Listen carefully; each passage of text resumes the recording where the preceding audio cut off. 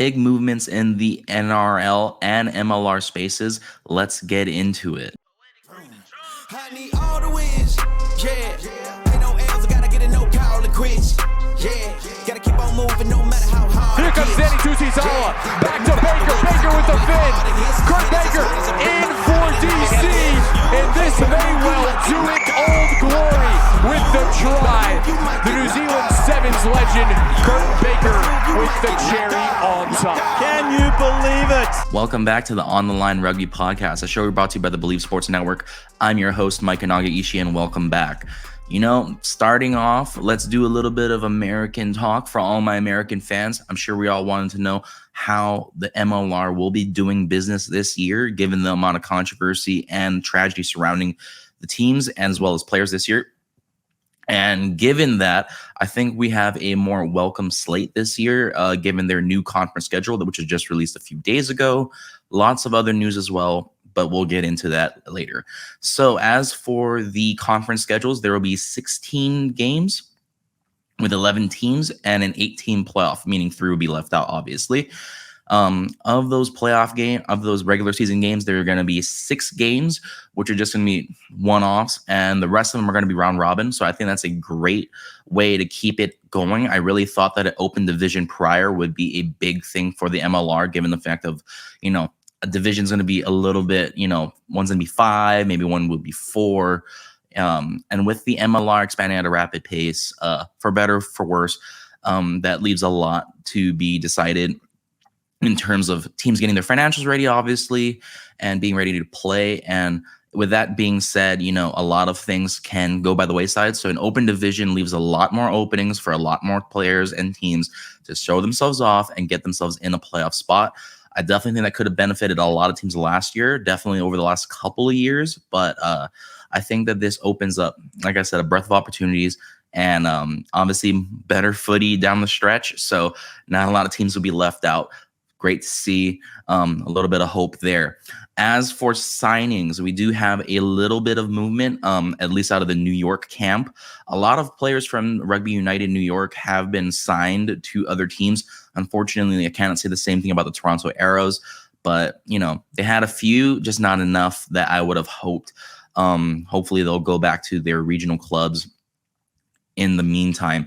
As for my personal hits for signings, I think the Hounds hit this out of the park. They got signing after signing after signing, just down the line perfect in terms of where they need to be. And I think my Hounds now, with an open division, could easily compete for that 3rd seed spot. I'm not going to say 2nd or 1st seed. That'll probably be reserved for a Seattle and a New England. But, they could easily compete for that 3rd or 4th seed with an Old Glory, with a Houston, with a San Diego, potentially. All depending if Ma'anodu comes back as a player or not, but that remains to be slated. But to just rattle off some names, here we go. They got Dylan Fawcett, the butcher himself. They got Nate Osberger. They got Brad Tucker and Mason Flesh. And I think just all those in a row are killer, absolutely critical signings for the Hounds. And we'll just break it down individually. So obviously, a lot of people know the Butcher and Nate Osberger, but we'll just get into some of their stats. He has everything in terms of whether or not, competing, whether he stays healthy or not. He fixes everything that was wrong with the Hounds. A lot of things that I said was wrong with the Hounds was set piece. Whether it was scrums or lineouts, they just weren't up to par. They weren't ready. They didn't have that push that I really thought that they needed. And at the breakdown, they needed a lot of help. And I definitely think he fixes a lot of that. Him being a captain for not only for New York, but also potentially for USA at times. I think he brings a lot of experience to that table. And obviously winning a championship obviously helps. I know a lot of the Hounds players have come from the Giltinis or the Gilgronis and they've won championships, but this is different. This is like on a new level of stability for that forward pack. Obviously, he gives a dynamic threat off the boot. We've all seen what he can do running with the ball. We've seen what he can do throwing it, obviously, and definitely kicking it has been a plus this year. He's started 72 of his 80 caps. He's obviously 4-time All-MLR, and of course, the all-time leading scorer with 42 tries. I mean, what more is there to say? Dylan Fawcett is going to be that guy. I can't see him not having the starting gig unless he gets hurt. He's just that kind of player that will always be on the field for 80 minutes, potentially even be the captain. Who knows? We'll see what happens with that. As for Nate Osberger, I thought this was an interesting trade, to be sure. I guess he was in the dispersal draft and had traded the pick from NOLA. Oh, I'm sorry. The pick was traded to NOLA to have their first round pick, which was the 6th overall pick in that dispersal draft, and they got Nate Osberger. I'm not sure if they were able to come to terms with signing him. Perhaps the capital just wasn't there. And so he was obviously in kind of that limbo state. And then the Hounds just picked him up and signed him. I think that ownership group that now, with the amount of players that they were bringing in terms of a kind of cooperative state to where they can run the team and also contribute financially, is huge. Just to get these types of players. I mean, obviously everyone knows Nate Osberger, the 9, now Nate Osberger, the wing. The guy was insane last year. For all of those who haven't watched the MLR, Nate Osberger is him. For his size, the ability for him to step, create space with his legs, and throw has set up so many opportunities for the Legion to score. I think he was one of the more driving threats that they had outside of Ma'anonu and their 9 in that spot, really to just take chunk space away. And, I think Julian Dominguez and Nate Osberger will make the best wings in the league. They really just got a sick signing. I'm really excited for that. Including the fact that NOLA has also had a fire sale in terms of giving up Gabriel Mahuenga. I'm not sure if they just couldn't meet the salary cap this year. I really thought Mahuenga was really going to be a driving force for them as well. Obviously, getting Nate Osberger for them, if they had signed him, would have been huge. Perhaps that's another thing to look into. I hope not another team collapses. NOLA has been one of my favorite teams to watch, just as a casual, to watch their team in the South with Jared Adams. And it'll be sad to not see them go. But, obviously, having a dynamic threat like him and then having a power winger like Julian Dominguez, it makes a huge difference when it comes to that thunder and lightning approach. And just bam, bam, bam. And it's never going to stop being that electric type of play. And that's just huge. I mean, I don't even have to have the stats for him for me to say that, he passes the eye test on every regard. And can't wait to see him in a Hounds uniform. I'm sure the uniforms this year have been going to be great. They obviously dropped New England's, and those look okay. I kind of wish they stuck with Paladin, but oh wells. Hopefully the uniforms look great this year, and he's going to be an absolute threat. Now, as for Brad Tucker and Mason Flesch, I didn't really get to watch a lot of their play. There's not a lot of highlights or film available up right now, especially on Brad Tucker outside of sevens. But in terms of what I was able to see, I think Brad Tucker brings a lot of athleticism into that forward group that I think they were lacking. They had a lot of power in that forward pack, but not a lot of just straight out athletic ability to just hit sideline to sideline, go from the hashes to outside the numbers and just play ball.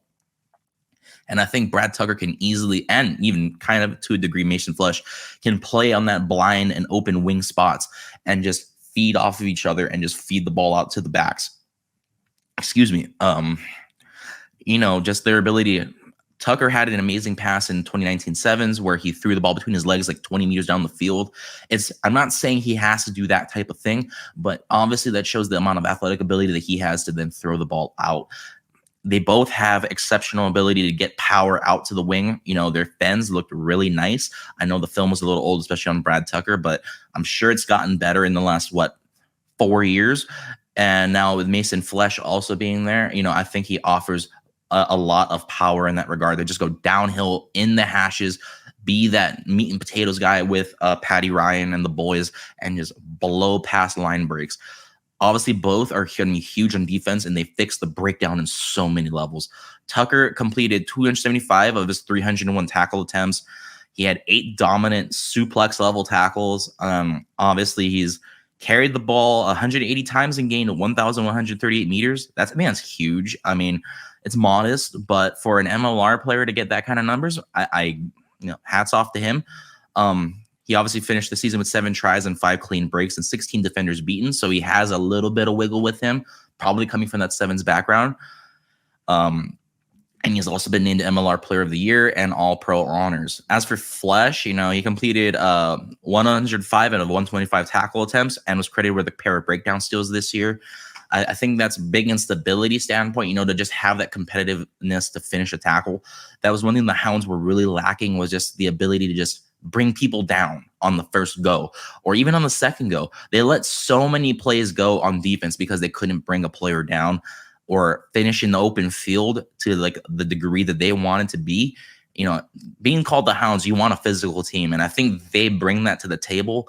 I think they'll be probably, at least with Brad Tucker, probably and off the bench to fringe starter. And I think Mason Flesh will definitely be off the bench, compared to Luke and the boys. But, they offer a lot in terms of just that physicality. They're going to bring that culture to the table at practice.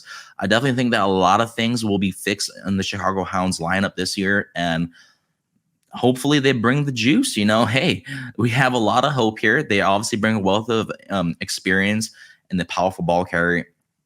And I'm not saying it'll earn wins, but it'll definitely help them kind of get some stability, right the ship a little bit, and make incremental gains onto the next following years. As for some other signings in the MLR, I think this one was probably the sneakiest and probably scariest signing that I wasn't expecting personally. The Seawolves doubled down as the Western Conference favorites to hit the number 2 seed, and I'll tell you why. They signed Sam Windsor, the boy, out of Rugby United New York, and I think that this is now set in stone. Seattle, unfortunately, whether you like it or not, it will now be the clear favorites to enter into this year, to go back for a title run, just because with Windsor, you have a lot of ability there. Not only is he a great leader, we've seen that, whether it's sportsmanship on both teams, whether it's leading the boys down to clutch points, or, just helping them through penalties, saving them out of themselves when, say, an Ed Fidau was to get, a little feisty with someone else, etc. You always see Windsor being the captain of the group, coming in there, saving his boys. He brings that breadth of experience, but not only that, he brings athletic ability, because that boy can run, and it is scary to see him play. When Sam Windsor is free, that is an open management threat. You need to have all of your hatches battened down when he comes onto the pitch, because he will wreck house. I think personally, now this may be a hot take, that he is an upgrade from AJ Alatimu clearly on every regard. Now, AJ Alatimu, great player, not saying he's a slouch, but at the same time, what Windsor brings to the table is a different type of beast. And I think that as a space manager, he eclipses Alatimu in many different ways.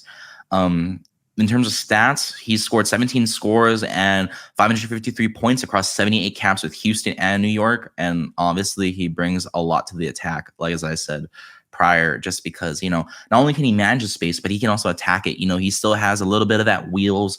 I think he's a better passer than Alatimu for sure. And, just his ability and experience to be on, good and bad teams. I think that brings a lot of experience to the table, and just in terms of, having been on both ends of the stick. And I think a lot of people on that Seawolves team will benefit from that breadth of experience in that regard. In terms of Super Rugby, a lot of news out of the ARU, just about random, just tragic things. I think once Eddie Jones left, I think it was, the start of something terrible. And believe me, it is starting now. News just broke this morning that the Melbourne Rebels are bankrupt and they do not see themselves being financially feasible past 2024. That is a scary sight, for a team that just signed Nella Tupou to a massive deal. To say that they're financially not solvent is not a good look on the ARU in terms of where they could go. The Rebels have been, at least to me, since I've been watching rugby since 2018, one of my favorite teams to watch.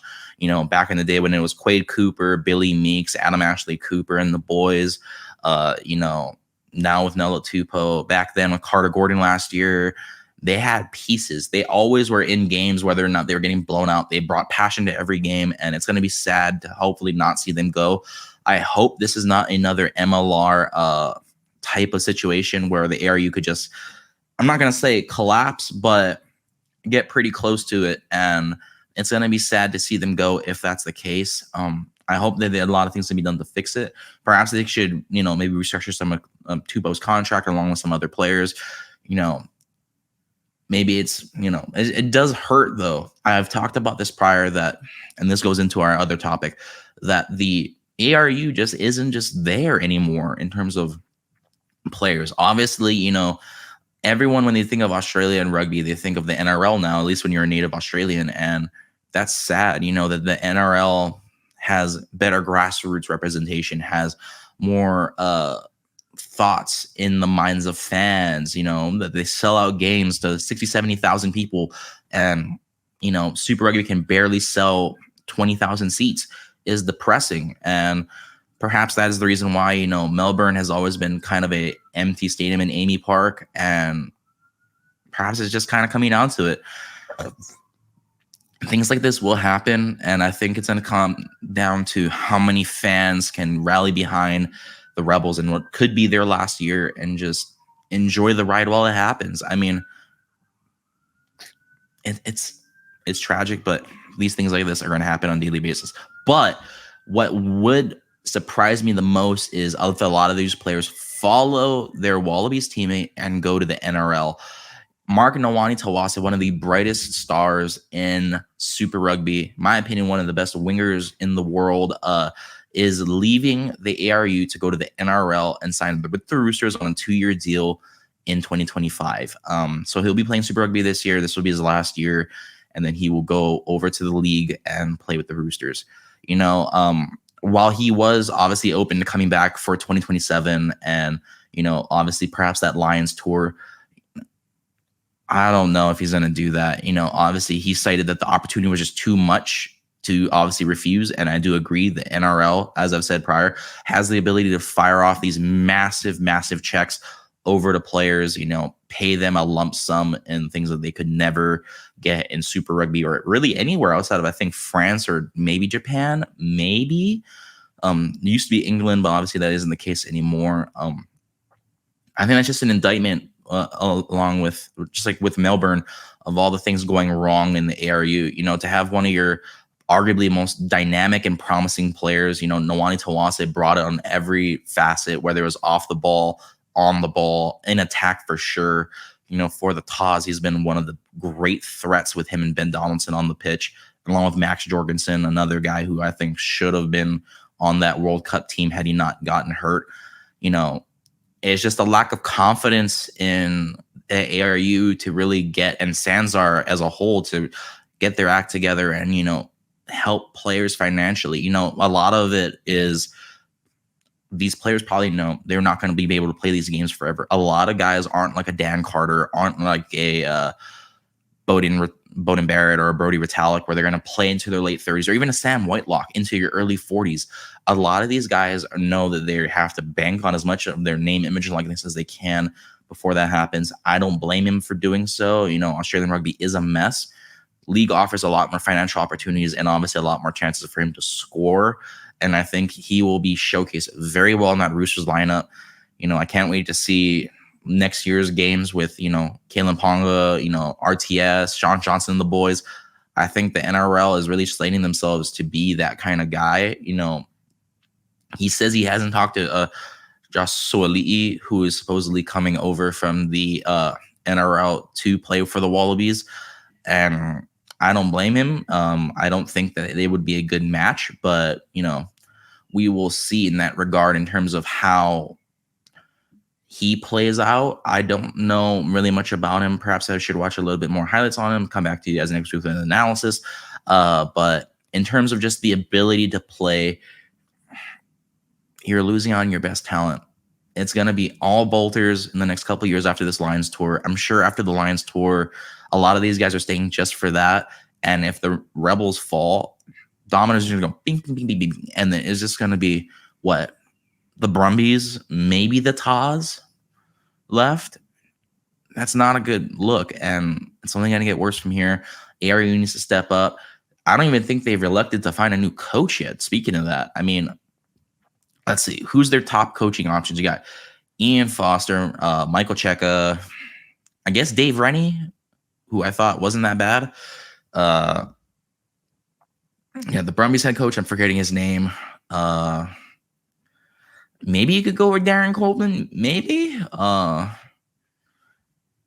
It's just not a lot of quality options out there. Maybe you could bring back Ronan O'Gara. Maybe you can sign him away from Robert Shell. That'll be an interesting title choice, but they would need, a king's ransom, which they obviously don't have, to be able to get any of those guys, at least quality signings. Even for example, like a Wayne Smith, to lose Eddie Jones like that so early, it was obviously a problem. And I didn't think that they would have expected that.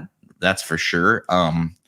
But it didn't help that it's arguably probably the New York of the rugby world in Australia. Next to England. I didn't think that anything could beat England's treatment of him, but Australia definitely hit the cake.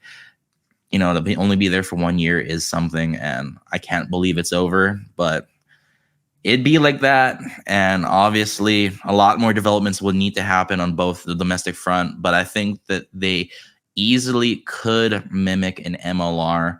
Only thing is that obviously the MLR is bigger. And in that regard, speaking of it being bigger, I certainly think that the MLR could do a little bit better by, instead of growing in multiple teams in multiple markets, they should just stick to the teams that they have instead of rapidly expanding. Obviously, with the lack thereof of a media rights deal, they're hemorrhaging money left and right. The easiest thing to do is to consolidate in your teams, your core teams, and let them work. That remains to be seen, but hopefully they take that a little bit to heart. Don't expand again, and just take this year as a lesson. Australia needs to take this lesson as well. Heed this, rally up the carts, circle the wagons, and make sure that the quality and the competition is as great as it can be. Fan experience is as great as it can be. Players' experience is as great as it can be. And transform the game. Build off of that, transform the game. But that's it. Gonna be it for me this week, guys. Thanks so much for tuning in, and I'll see you next time. Peace.